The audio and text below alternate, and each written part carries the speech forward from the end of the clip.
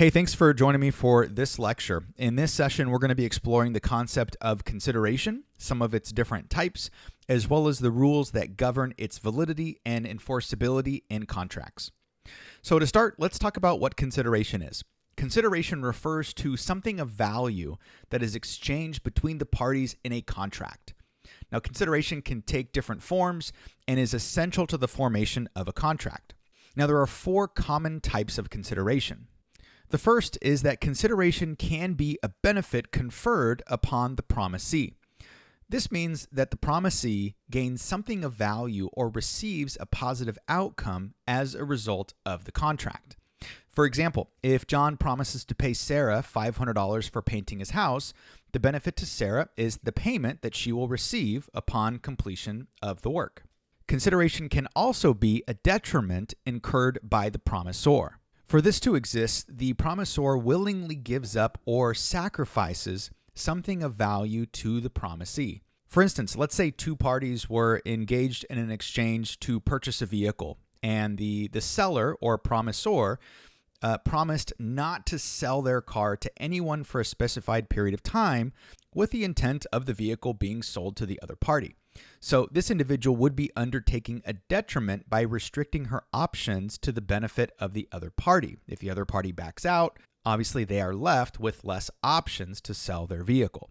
In that case, consideration could exist because there is a detriment to the promisor. Consideration can also be a promise to perform an action or provide a service. Both parties in a contract have obligations and are bound by their promises. For example, if Jane promises to deliver a shipment of goods to Mark's store, her promise to perform the delivery is the consideration.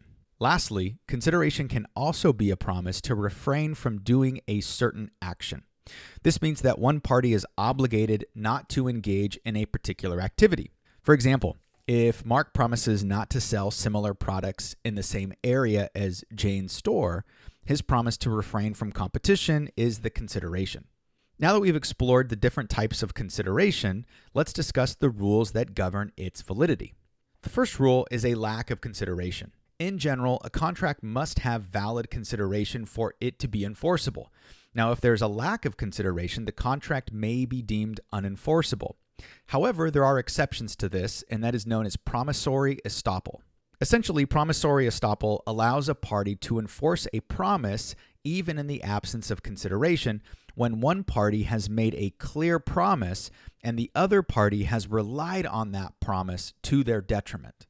Let me give you an example of what this might look like. Let's say that you have a friend who's selling their car. Now you express an interest in buying it and you negotiate a price of $10,000. Now your friend tells you that they're going to hold the car until the end of the week so you can go ahead and go to the bank and secure the loan and do all those sorts of things. Based on this promise, you cancel your plans to search for other cars and you focus on getting the loan.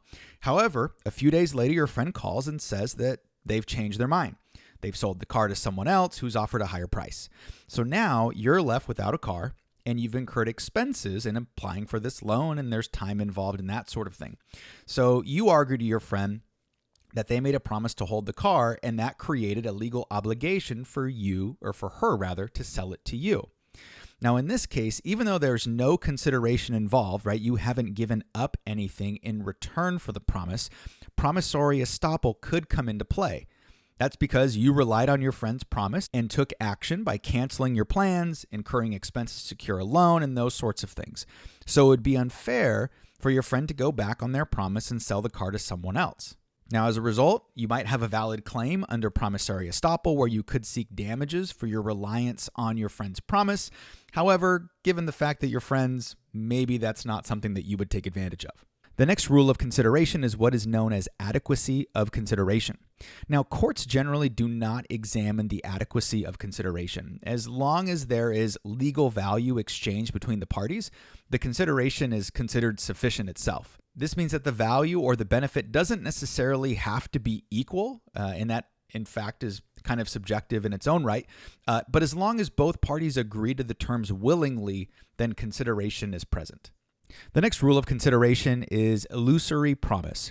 Now, an illusory promise is a statement that appears to be a promise but does not create any legal obligation. So if one party has the discretion to perform or not perform a certain action, the promise lacks consideration and may not be enforceable. Now, that can be a little bit abstract, so let me give you an example.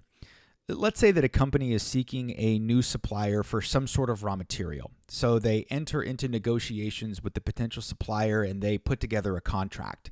However, in the contract, the company includes a clause that states that they have the right to cancel the agreement at any time without providing any sort of valid reason. Now, the supplier, on the other hand, is bound by strict obligations to provide the materials and fulfill their end of the contract. Now, in this scenario, the promise made by the company to purchase the raw materials is illusory. The clause that allows them to cancel the agreement at any time renders the promise unenforceable because it lacks mutuality and consideration. So the company has the option to walk away from the contract without any sort of consequences, leaving the supplier with zero legal recourse. So in this example, the illusory promise occurs because one party appears to make a commitment but retains the ability to avoid any actual obligation or performance. The next rule of consideration is what is known as past consideration. Now, generally, past consideration is not considered valid consideration because it lacks the element of exchange or bargaining. However, there are certainly exceptions to this rule, such as when the past act was requested or when there was an understanding of future compensation. The last rule of consideration that we're going to discuss is pre-existing duty. Now, if a person is already legally obligated to perform an action, promising to do the same action does not constitute valid consideration.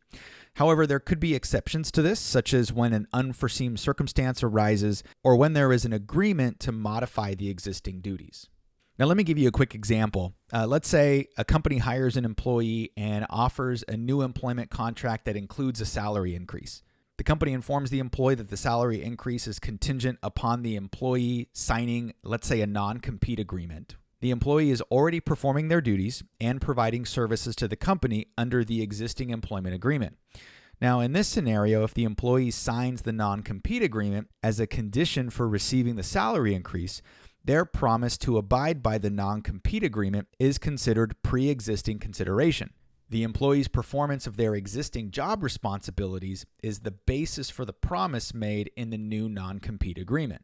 So the important thing to take away in this example is the employee is already providing services to the company, and their promise to abide by their non-compete is not considered new consideration, but rather a promise related to their existing obligations. Now, if this pre-existing consideration is the only consideration offered in response to the offer, it may not be sufficient to create a binding contract. Thanks for watching this video on some of the different elements of consideration. I hope you enjoyed it, and we'll see you next time.